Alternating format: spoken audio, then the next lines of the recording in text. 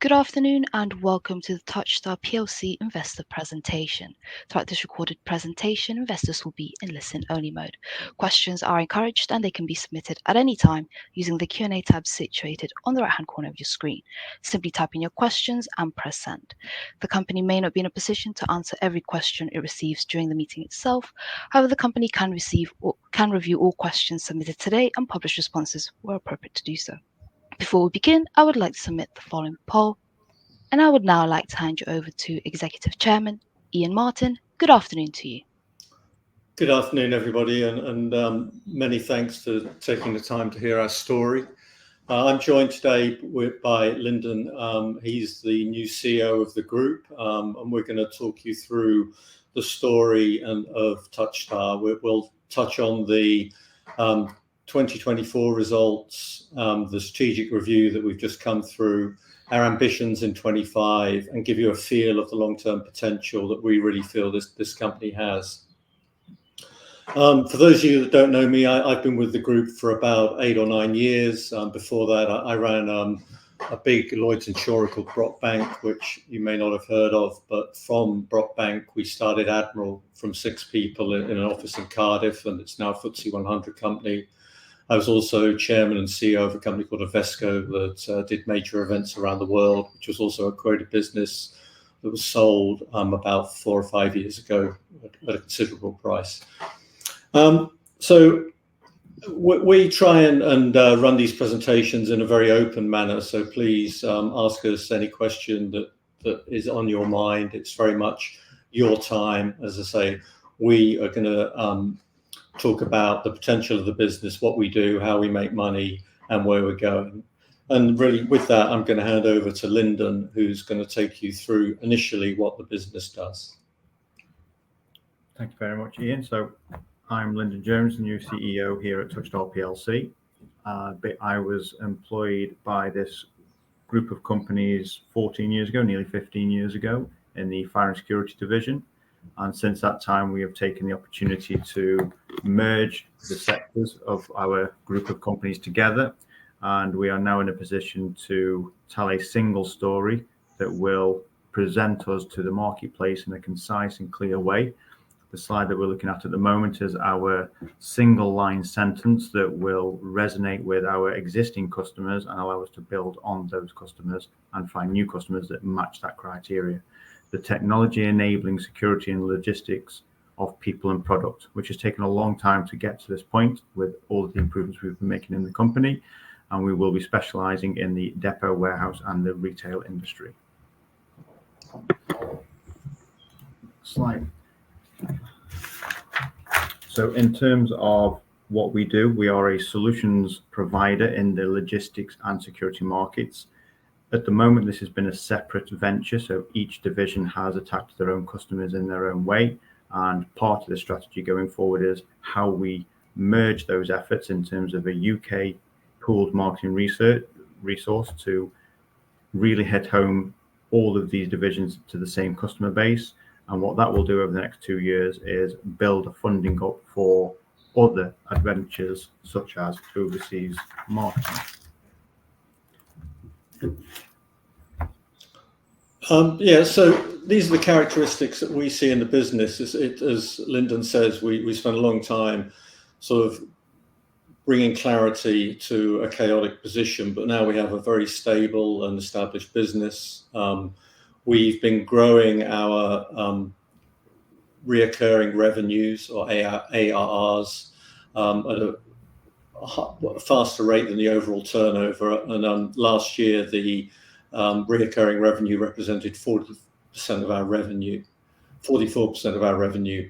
Typically, our contracts are probably 3 to 5 years, so it gives you a stability of what the business, where the business is. We're profitable. We generate cash from our operations, and we'll go through the use of that cash. And we have significant cash and no borrowings on the balance sheet as we speak. So a review of 2024. So there was really 2 aspects to 2024 that painted the picture for TOUCHSTAR. The first was we when we look at our comparison to 23, it doesn't look particularly good.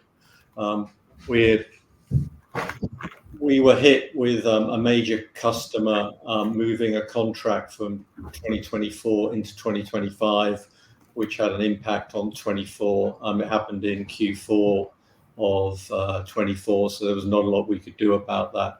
But it gives you a feel of how the leverage in the revenue line feeds it both in a positive way, but last year in a negative way, through to the bottom line. So our revenue declined slightly, and when you look at EBITDA, post-tax profits, they also declined in line. Really, this presentation is really talking about the future of the business, and I think the market estimates for the coming year are about a revenue of about £8 million. So it gives you a feel of where our focus and ambition is. And but from this slide, the other things I'd like to point out is we have nearly £3 million of cash on the balance sheet. As I said, we have no borrowings, and we have plans to either reinvest that cash into the business, but on top of that, there will be surplus cash that we return to shareholders over the next few quarters, and I'll articulate how that's going to be done. As a mark of our confidence in the business, we've also increased the dividend from to 3p a share, with a final dividend of 1.5p, which is a 20% improvement on the prior year. Give you a feel of how the business has changed, and there's been a lot of change, and we're probably at another point of change in our history. If we go back a few years, you can see when we started this journey to turn this hardware business into a solutions provider, you can see the dramatic impact that we've had on improving the reoccurring revenue. Our ambition initially was to get the reoccurring revenue to 40%, which we've now achieved. I think going forward, it would be fair to assume that if we increase the revenue as we hope, that the reoccurring revenue will trend over the next 2 or 3 years to around about 50% of our revenues. The other thing that happened last year was we were in a strategic review. During 2024, we had approaches from 2 North American suitors that were interested in beginning a dialogue to acquire the companies, and they got to a point where we had to take them seriously. So we decided to appoint Zeus Capital to run a process, and that process started in September. We had 3 aims in that process. One was to ascertain whether we could attain a fair price for shareholders, which would give them a fair reflection of the value of the business as we saw it. The second was to find a good home for the business. We were keen that it thrived outside of ownership as a listed business. The third, we wanted our employees who have been on this journey with us to have real opportunity going forward. And it was done in a very open manner. The two factors came along that probably didn't help us. The first was the movement of that order from 24 to 25. Actually, the 2 North American potential buyers, that didn't faze them. They still went to a final offer position. And there was also another party that withdrew because they had their own internal issues. So we went through the strategic review. We didn't attain a price that we felt reflected the long-term potential of the business. We remain on good terms with everybody that was in that process. You never know where life takes you. But from that, we felt that we were at a point of change, and to take the business forward, we had to address a number of issues that would take us back on a roadmap, and as I say, step change to the future. And really, I'll hand over. Well, the roadmap that we created before I hand over to Lyndon is we had to implement management changes. Lyndon came along, and he is replacing Mark Hardy, the current CEO. We felt that we probably had been too cautious in investment in the business, so we're accelerating the investment in organic growth. To date, we really have grown this business through organic growth. If you look at my track record in business, that tends to be how I've predominantly done things. But I think we're actually at a point where we are starting to look outwardly, and we're in early stage talks with a couple of potential acquisitions. These will really be bolt-ons, and they'll be using the cash generation of the business. Also, I think we took the criticism, and probably one of the reasons we're in front of you today, that we've been quite insular looking, that we needed to raise the profile of the business, both in the trade and the marketplaces we operated, but also with shareholders and potential investors in the business. And lastly, the cash that we had in the business, the stock market doesn't seem to give us credit for that. And certainly when we were in the strategic review, it wasn't clear that the strategic buyers were particularly interested. So we've got a roadmap of how we're going to return that to shareholders. And with that, I will hand over to Lyndon. Thank you. So already mentioned a little bit about the management changes, the stepping down of Mark Hardy. I think in Mark Hardy's final years, we've turned the corner of changing from a hardware-only business to a hardware and software business, and the software is becoming more and more.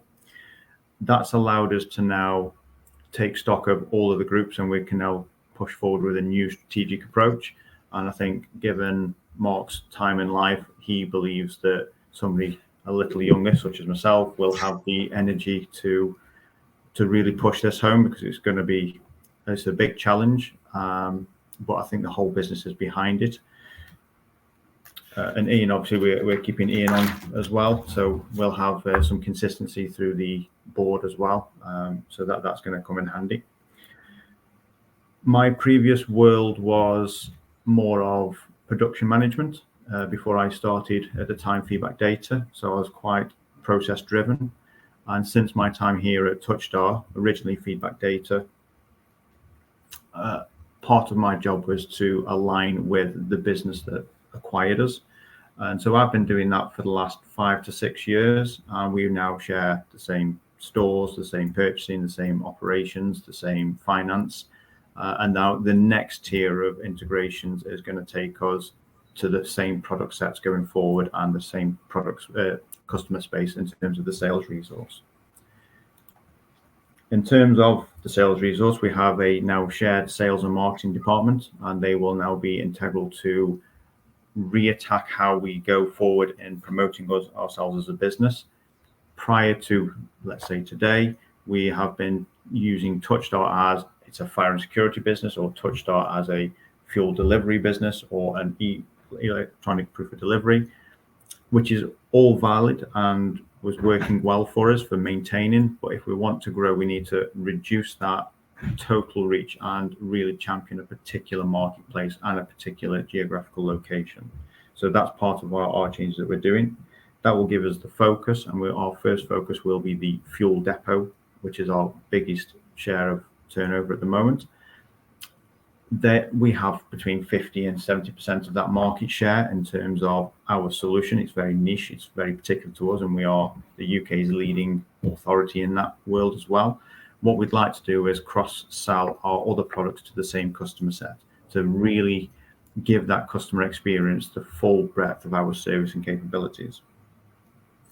That will then give a boosted return on investment, because we're talking to less people but more often, and we will then really understand that customer's journey, and the integration then of our technologies will then come into their own. So in terms of how we will be looking to achieve this, I think the unified training and identified marketplaces and cross-selling KPIs are pretty standard in most businesses. The difference with ourselves internally is this will now be a shared meeting space, as opposed to every division being siloed. The merge of service and support was the last one that was merged before we start looking at sales and marketing. We now have a team in the UK that operate a 6x6 support network, and that will go across all of our business sectors where required or designed to give us that extra uplift and support. The pitch deck is going to be our sales and marketing approach, where we go to see a customer that has a particular need, and we will then share with them, by the way, we do X, Y, and Z that may fit into your business. The targeted resource allocation, we are looking to expand our sales team. That is one, to backfill my position as now CEO, and to then forward the momentum that we want to do with the new verticals of cross-selling. Existing customers is important for us. We strongly believe you can't grow if your foundation is crumbling. Our foundation is extremely strong. Our customers are happy and excited about what we can bring to the table.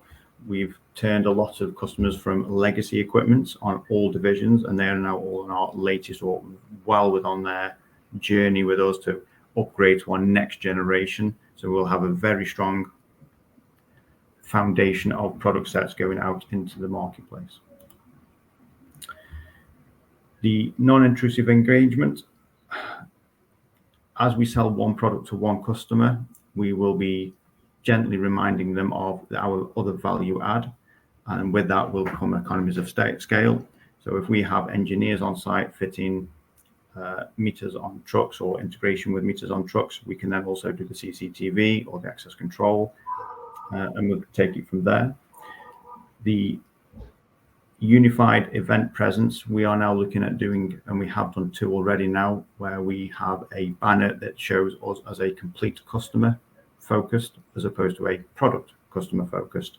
So we've done a couple of warehouse shows now where we advertise the fire and security, the electronic proof delivery, and the scanner warehouses at these warehouse shows, and it's been accepted quite well, where customers that we've known for years looking at the banners that we have and the products that we have on display, thinking that's really interesting, we didn't know you did that. And so we're going to expand on that marketing and inviting our current customers to see what else that we do. The depot first campaign, that's so we can leverage on the fuel success that we've had as a business. Once we've done the depots, if you put a roof on a depot, you become the warehouse, which ties in very well with our electronic proof of delivery for our parcel product. We also have our scanning sector as well, and we also partner with Zebra for those as well. And then from a retail perspective, which is a warehouse with a till inside for simplicity, that will allow us to sell a complete suite of products to a very similar market base, and that market base is a lot larger than just the depots that we're currently doing at the moment. The increase in sales capacity will help. Part of our strategy is to make the UK a cross-selling sweet spot, so we can increase our incoming revenue and therefore margins and profits. And with that money can be reinvested into allowing us to go overseas with our jewel in the crown, the TOUCHSTAR product. The TOUCHSTAR product will also be rebadged as a bulk product, as in it's not just fuel specific, as we're already investigating new verticals where our product fits quite well. The investment of UK growth and international markets will continue also with our research and development. There will be small tweaks to our software to go from just a fuel only product to a more bulk rounded product. And also, as we go overseas, we will have to invest in the back office language changes as well. Unified sales and marketing approach. Again, we've touched on this just a moment ago. Every department will be able to have access to every product. They will lean on their counterparts in that silo, but bringing them together, the silos are knocked down, and we will open up opportunities. We do talk across all of our departments to very similar people. So it's either facilities or IT or project delivery. And those are the same people that all of our divisions talk to. And so it's a good opportunity to continue that sales approach.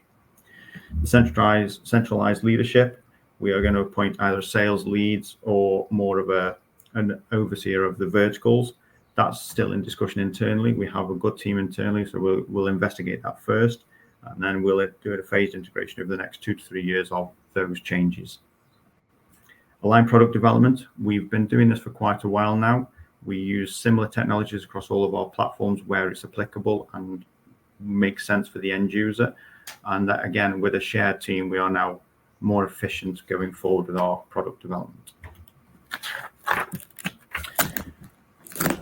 Over the next 1 to 2 years, possibly 2 to 3 years, with growing the UK team, in parallel, we will be doing market research into overseas markets. We have already done some research into some of those areas. Some turns out isn't right for us just at the moment. Others are going extremely well, and we're going to look at building on those as well. And we expect to see that return in small parts over this 2 to 3 years period, but then growing from that point forward as we are more known for that geographical location. In terms of enhanced market profile, we are strengthening the sales team, continue product development to maintain competitive advantages, and annual development return on investment to increase per head. So with that, as we're sharing different verticals within our internal team, we can use the similar technologies and work less hard but more smarter, and that's something that we're very keen to do across our network. Increase marketing activity and spend, exhibitions overseas, list building and prospects for direct mail and website refresh. The website refresh is expected, I believe, the first revision will be, end of May is what we're aiming for, going just before the end of this quarter. With that comes a fresh feel and again a single unified message, which we haven't had before, but you'll still see all divisions on that website. Yeah, and following on, I think that it's valid observation that we have from shareholders that we've been very insular. We're looking to address that by increasing the news flow. We're doing this event. We're scheduled to do 1 or 2 other events between now and the end of September. You'll see far more on use of RNS reach, where we will talk about, the wins and the new developments within the business. And we're also got a publications, AJ Bell and Shares Magazine will be publishing articles on us over the next sort of 5 or 6 weeks. And also part of that, as you'll see, if you have any of the Zeus research, we've reinstated both 25 and 26 forecasts, which give you a guide of where we believe the business is going financially. But the last aspect of the plan was we have about 3 million of cash. We believe that there is surplus cash within the business. Our operations generate a lot of free cash flow every year. The first use of that cash flow is really going to be reinvestment in the business. I think you're going to see higher reinvestment, which the forecasts that are in the market already reflect in terms of people, marketing spend, as we try and push that line. We're resuming the share buybacks in the next few days or early next week. You'll see an announcement of what that means. We'll make a step forward. Hopefully the announcement will go out next week. And then over the next couple of quarters, you'll see further announcements of how that will be done. And the intention is to return about £1 million of cash over the next 12 months. We pay a dividend. We paid 3p. I think our intention is, to use the well-trodden phrase, progressive. So we would like to see that increase as the business develops and the financials show progression too. But we are committed to keeping a strong balance sheet. I think it's served us very well over the last 2 or 3 years, and I think that as we have that balance sheet, we will maintain it. So the prospects for 25, as I say, there is forecasts in the market. We entered because we had that contract move from 24 to 25, and also with other order intakes, we began the year in a far healthier position on the 1st of January 25 than a comparison to 24. Lyndon has injected a pace change and motivation into the team. We've come out of the strategic review. There's a real air of wanting to make this happen now. We've always remained good at controlling our costs and maintaining our margins. So as that top line increases and improves, it does fall through the financial statement. And early days, this year, because we're dictated very much by when our customers want to implement their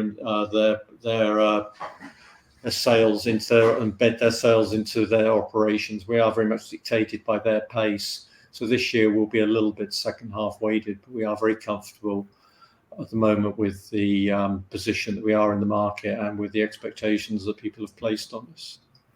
So that really is our simple story. You've caught us at a time where 5 or 6 years ago, there was a change in the business as we created a coherent structure and stabilized the business and built a platform. And now I think under Lyndon and with my help, we're going to drive this forward to fulfill the potential that we really believe this has, and that this business is capable of being scaled both within the UK market, but also we can take our products, solutions, and our dominant market share and fuel overseas. With that, perhaps I should hand back and we will take questions. Fantastic. Ian, Lyndon, thank you very much indeed for your presentation. Ladies and gentlemen, please do continue to submit your questions using the Q&A tab situated on the top right corner of your screen. While the company take a few moments to review those questions submitted today, I would like to remind you that a recording of this presentation, along with a copy of the slides and the published Q&A, can be accessed via your investor dashboard. Ian, Lyndon, as you can see, we have received a number of questions throughout today's presentation. And if I may now hand back to you and kindly ask you to read out the questions where appropriate to do so, and I'll pick up from you both at the end. Lyndon, shall I take the first two, and then you can study number 3 down? And so the first question is, how do potential tariffs affect your business? I think at the moment, any direct, and Lyndon, please contradict me if you have a different opinion. I'd say in terms of direct effect, I don't think there is much. Well, with the current tariffs, I mean, who knows? They seem to change on a regular basis. I would say that the indirect effects could be if it starts affecting, well, it has affected business confidence, the economic situation, and maybe if supply chains start to get a little bit frayed, that may have an impact. But we've got enough stock to fulfill our orders that we have in the pipeline. So I would hope that in terms of the direct impact, it's small, and the indirect, we have a stable business. We've been through the pandemic and kept the business moving forward. So I would have thought that we would weather it as well as anybody. The second question was really to do with offers for the business. As we said, we had, I'm not sure they were 2 offers, but we had 2 expressions of interest that did turn into offers, but they weren't at a price that I felt shareholders would accept. Who knows in the future whether they come back, say we've left on good terms, but you never know whether those discussions take you. Lyndon, would you like to do the next question? Yes, thank you very much. So the first question I can answer here is, what is the current product roadmap and how will it support cross-selling ambitions and full end-to-end solution delivery? It's a good question because it's quite difficult. In the fire and security industry, a lot of people talk about an integrated solution. And when I speak to direct end users, as I do from time to time still, they don't know what that means themselves. It's as though it's a buzzword that we have to pick up on. In terms of our approach, our product set really complements that depot, warehouse, and retail industry. So in terms of a depot, if we're selling the logistics of delivering product, whether it be bulk or parcel, as we now put those 2 in the same umbrella, well, the next thing is we need to do the security of that as well. So our security is typically premises and people. But if you've got a truck that's full of fuel that's about to go out the following morning, that truck is more valuable to that customer than an empty truck, although both carry significant value. But the value isn't just what's in the truck, it's also the promise that customer has given to its customers. So if we can link our fire and security products to their depot and the analytics that cameras will give you, or the access control links to intruder systems or fires for protecting assets, then all of a sudden those two connected is we're allowing them to be able to do their job by safeguarding their depots. And again, the next stage would be then warehouse and retail. So our end-to-end roadmap is the linking of those. So sell them as siloed products, then work out how we can make them benefit each other, such as integration. We've just gone through, and we're still going through on some other products, some revamping of our products. So our access control product is Evolution, currently on a version 2. That's now just been ended, and we're now on our version 3. As a business, we try and make all of our hardware backwards compatible. So if you're a version 2 hardware user for our access control, the version 3 will sit right next door to it and work on the same software. We're a great believer of not doing full upgrades. It's a case of a complementary addition, and that's where we're at the moment. Our time and attendance is currently coming to an end for our current product, and we've already, I think we're probably 95% now complete on our next product. And then when that's launched again, that will go plug and play into the exact same software world that we've been selling to, but open up more capabilities within the device and potential new partners. In terms of our fuel delivery, we have a 7-inch screen at the moment, and we are looking at releasing a slightly larger screen in the short term for our customers on the old technology, and then they will get a slightly bigger screen, and we'll look at what we're doing in a few years on the next big thing for the fuel industry as well. So I believe that answers question 3. Question 4. Can you outline in simple terms the USP benefits of your customers' day-to-day operations? What are the products and what do they do?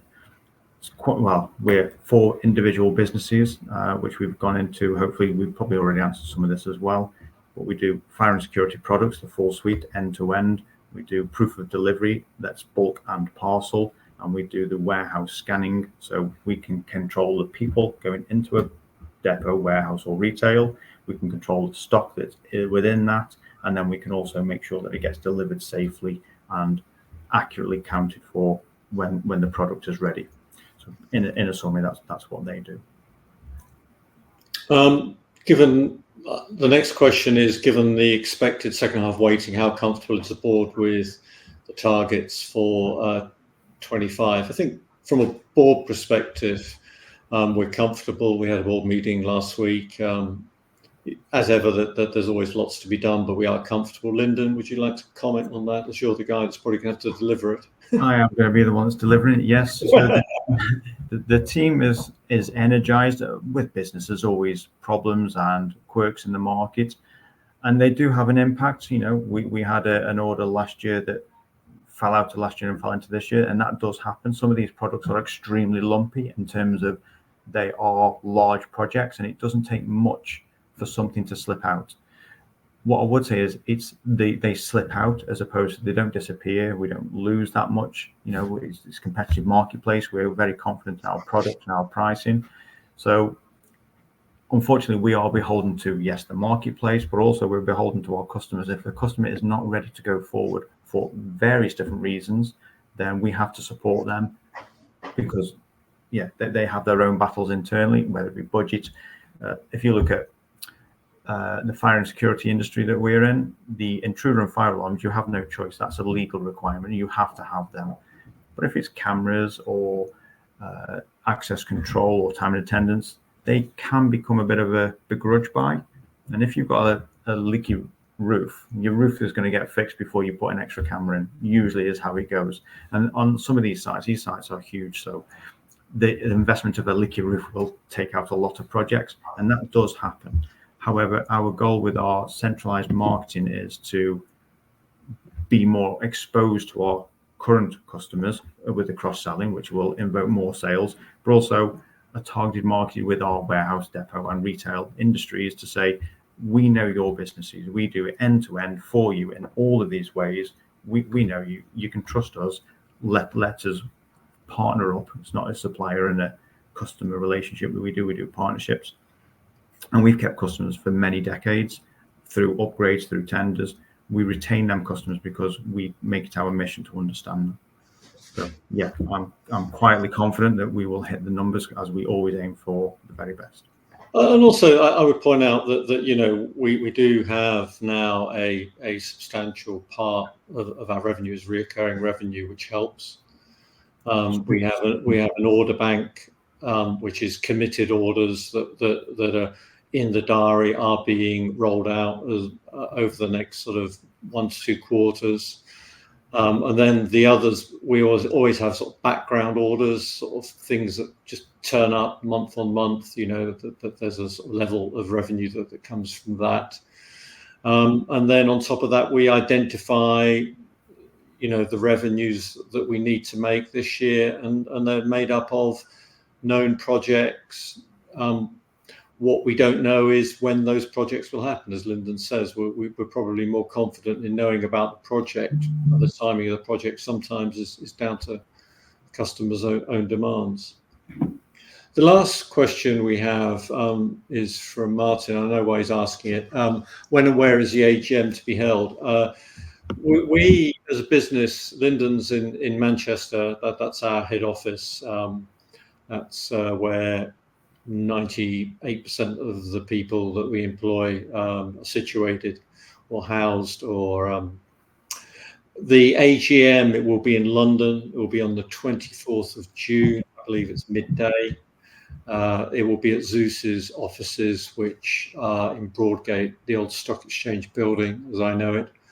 And the reason it's in London is really that we've alternated it in the past, and we get a better attendance in London, both in terms of number of people, but more importantly in terms of the number of shares that turn up physically for the meeting. I think we had shareholders represented over sort of 45% of the business turned up in person last time, and they seem to prefer it to be in London. Fantastic. That's great. Ian, Lyndon, thank you for addressing all those questions for investors today. And of course, the company can review all questions submitted today, and we'll publish those responses on the Investor Meet Company platform. But Ian, before we redirect investors to provide you with their feedback, which I know is particularly important to the company, could I just please ask you for a few closing comments? Well, firstly, if anybody, so we try and be as open as we can. If people have a question that they would like to ask, please either contact Lyndon or myself, and we'll answer it as best we can. Really, thank you for the time. This is a business, it really has got potential. We've got a good platform that we can grow from. We have good operational cash flow. We have the ability to invest that cash.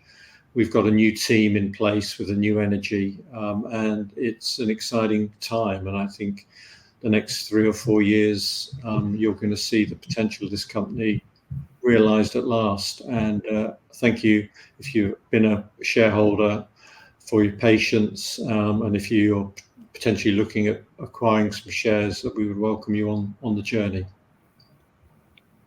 Fantastic. Ian, Lyndon, thank you once again for updating investors today. Could I please ask investors not to close this session, as you will now be automatically redirected to provide your feedback in order that the board can better understand your views and expectations. This will only take a few moments to complete, and I'm sure will be greatly valued by the company. On behalf of the management team of TOUCHSTAR PLC, we would like to thank you for attending today's presentation, and good afternoon to you all. Thank you. Thank you.